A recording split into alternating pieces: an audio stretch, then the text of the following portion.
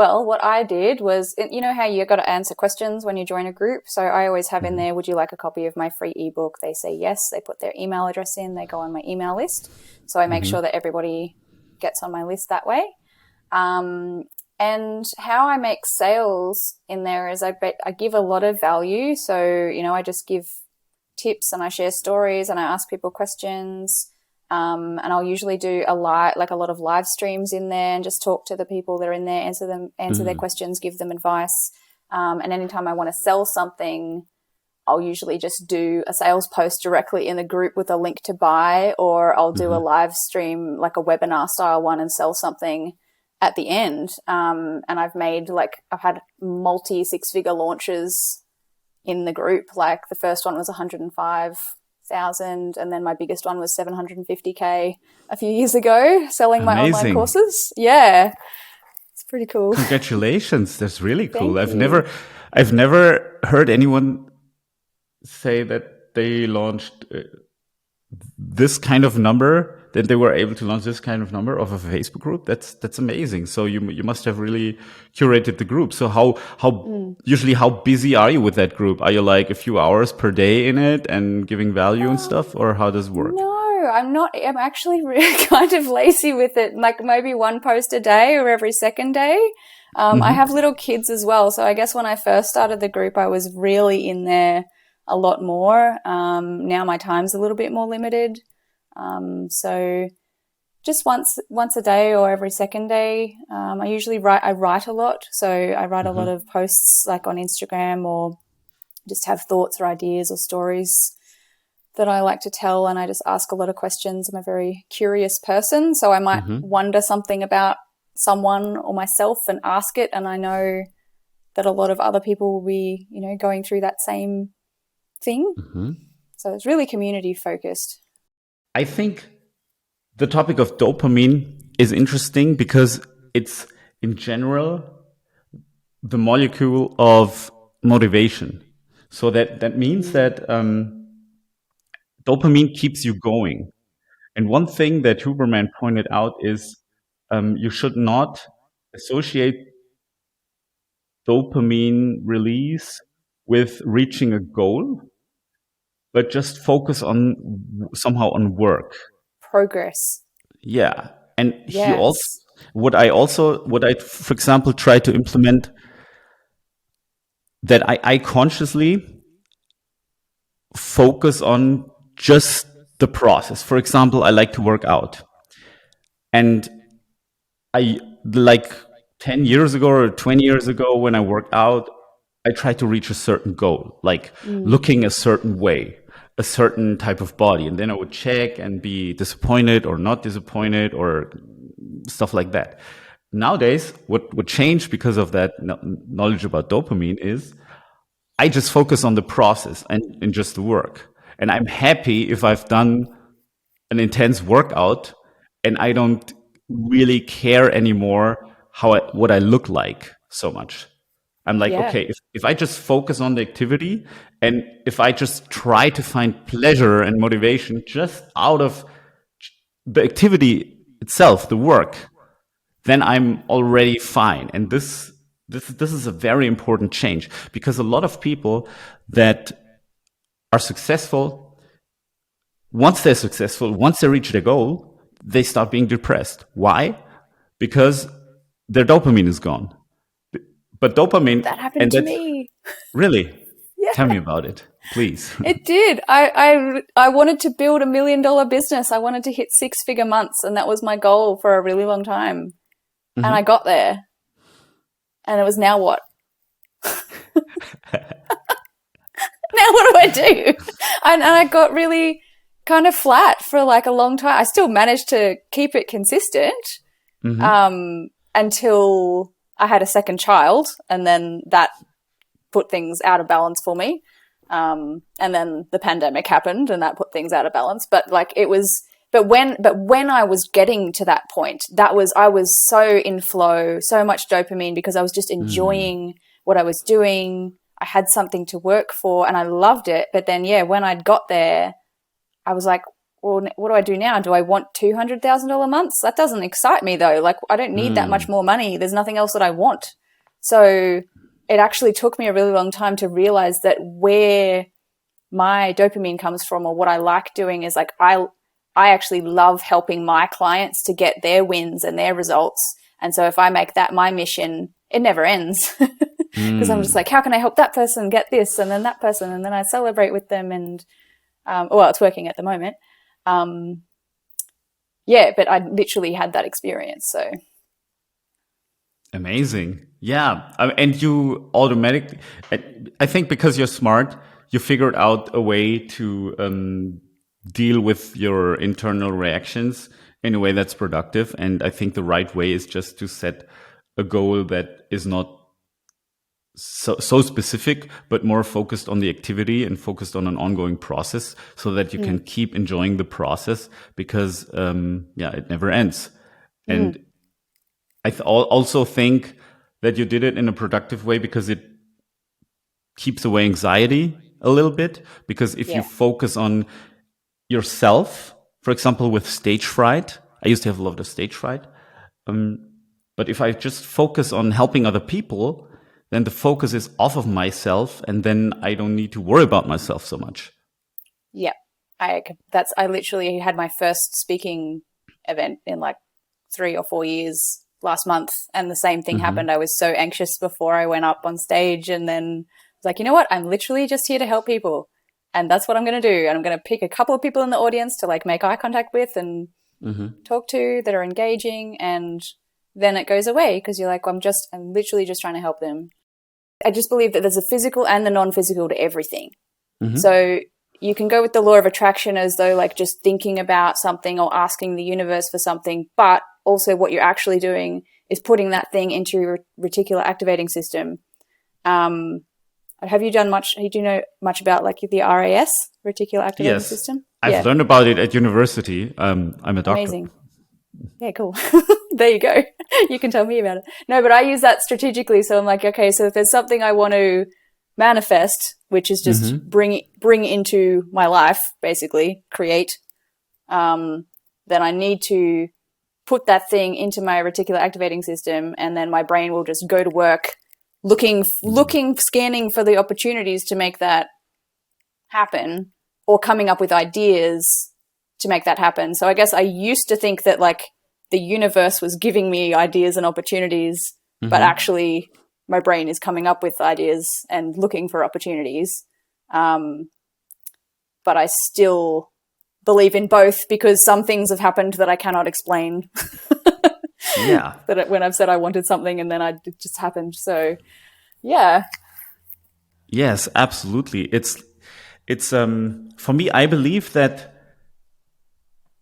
things are created in the ether first, like in the non-material world, the world of thoughts and spirit and ideas. And I also believe that the universe is kind of an idea of someone or something. Yeah.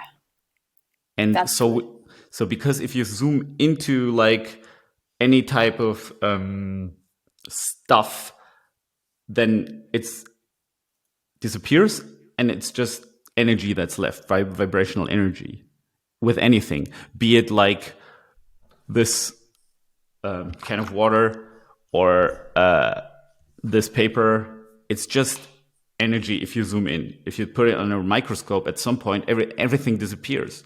So there's no this materialistic world. It basically doesn't exist.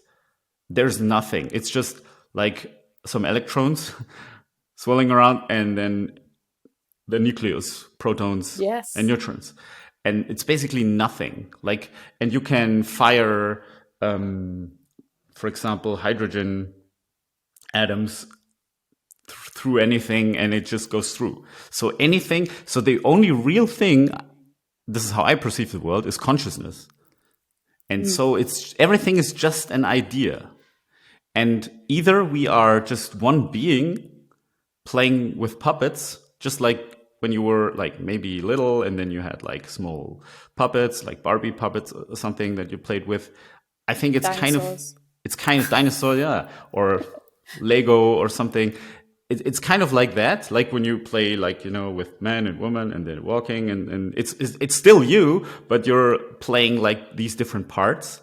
This is Yeah. like one idea that I had. Or like we're really, let's say, separate beings that interact with each other, but we are somehow connected. But I once had the vision that we're all looking through the same eye.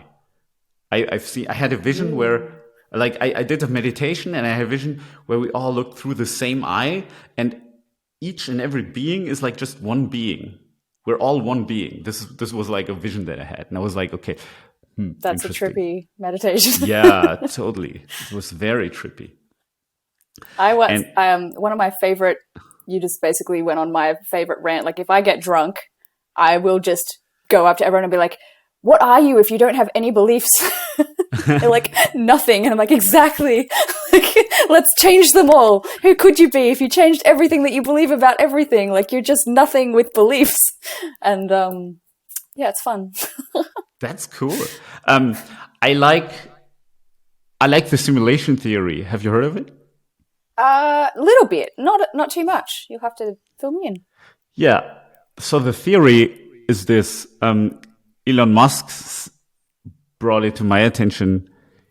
He strongly believes that we're living in a simulation, like in some kind of computer game.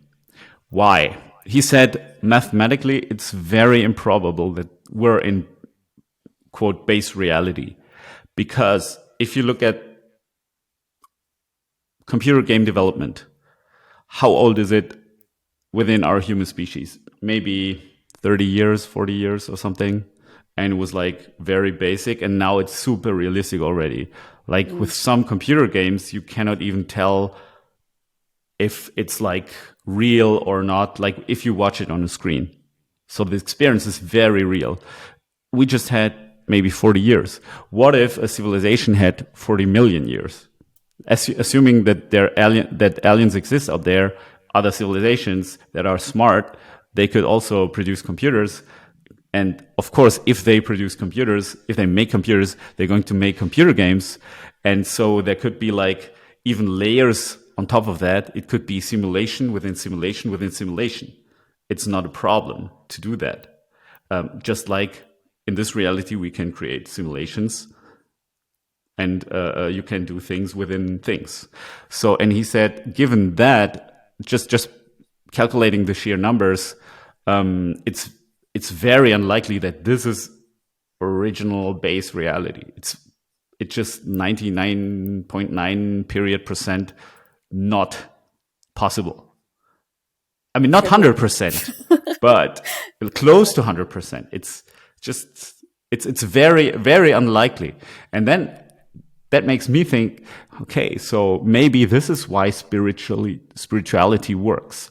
Maybe this is why law of attraction works, because everything is somehow connected. Or have you heard of these magic numbers? Like some people do kind of, it's from Grabovoi, and he has like magic numbers, or there's like also a sacred geometry in ancient Egypt and in old buildings and pyramids. Everything is like mathematically perfect, like the pyramids and everything. That one part is like, one way to look at it is, oh, yo, those people were very smart and like supernatural. Who built that? The other way to look at it, we're living in a computer. Code. Yeah, it's a code. Yeah. We're living in the matrix. And this is why maybe thoughts are things, and maybe we can then influence it. And the big thing is, for me, we have to be so careful about our thoughts and feelings and views, because we could be let's say a real player, or even an super powerful, like much more powerful than we think we are. And by saying nonsensical stuff that harms ourselves or our beliefs and reality, we could destroy a lot of things without meaning to, because we're just not conscious about how powerful we are. What would you advise for someone who wants to start an online business, especially an online course business? What advice would you give them how to start that successfully? Because you've done that successfully. I think the first thing, and I do teach people how to do this, you need an audience to start with if you want to do it online. So you have to decide first who you want to attract, but I believe that you should use your own personal story to attract them rather than just trying to help them achieve a goal or something. So I have this strategy that I just call story selling. And anytime I'm helping a coach to grow their audience, I usually recommend that they create, a free little ebook or a free little video, a lead magnet that gives a lot of helpful advice, but also shares their story using the hero's journey formula, which I think you just touched on a little bit earlier. And share where they came from, what they've been through, what they've done, and then now what they're helping other people to do. And then run that as an ad on Facebook or Instagram. And when the people read that relate to it, if they're going to come and follow that person because they have something in common with them. Whereas if you're just doing a free lead magnet that's how to get clients with Facebook ads, it's kind of shallow. There's no emotional connection there. So I think you'll have a better chance at a long-lasting business and better relationships with clients if you get them in with a personal connection from the start, something that they have in common with you, like a belief or a value or an experience. And then just really nurture the relationship. So I'm always creating content for fun. I like helping people. I like creating content. And I think when you are selling something, whether it's a course or a membership or a mastermind or something, always be focused on the results that the clients are going to get and really come from a place of genuinely wanting to get them those results and making that the most important thing rather than you just making the money. Because that's where the money comes from, and that's where your brand reputation also comes from if you're good. Cool. So if I get you right, you would kind of tell your story at first, relating to a specific problem or a thing that bothers your audience, and then tell your story and then offer your service. Is that right? Yeah. And make the offer so that it's more of a personal connection, and then use Facebook ads and to get Google it out ads. there. So you're all about Facebook, right? Yes, I have always, since it existed, I've been using Facebook to grow everything. It was MySpace before then. And then Facebook came out. So I've been using Facebook ads for well over a decade now, I think. So is it would you, I think I like Facebook ads because you can target people very sharply. And this is and I think relevance is very, very, very important to do effective marketing. Would you also say that any business somehow should learn the skill of marketing on Facebook? More or less. I think so, because almost everyone has a Facebook account. Everyone's on there. A lot of people come on there, I don't know if my audience is on Facebook. They probably are. You just need to get the right thing in front of them to get their attention, and then decide where you want to put them from there as well. Because I like sending people into my Facebook group, but not everybody wants a Facebook group. So if you want to get them onto your email list, you can do that. If you want to get them onto your YouTube channel, you can do that. You can find them on Facebook and then redirect them to follow you where you want them to be, with retargeting or an email sequence and things like that. Thank you so much, Carissa. If someone wants to learn more about you or reach you, how can they do that the best? Probably in my Facebook group, Coffee with Carissa. Okay. Best place to be. How do they find you on Instagram? It is Carissa Hill Coach, Carissa. Great. And do you have a homepage? Yes, it's carissa-hill.com. Nice. Carissa, thank you so much. I really enjoyed this conversation. Thank you. Me too. It was really fun.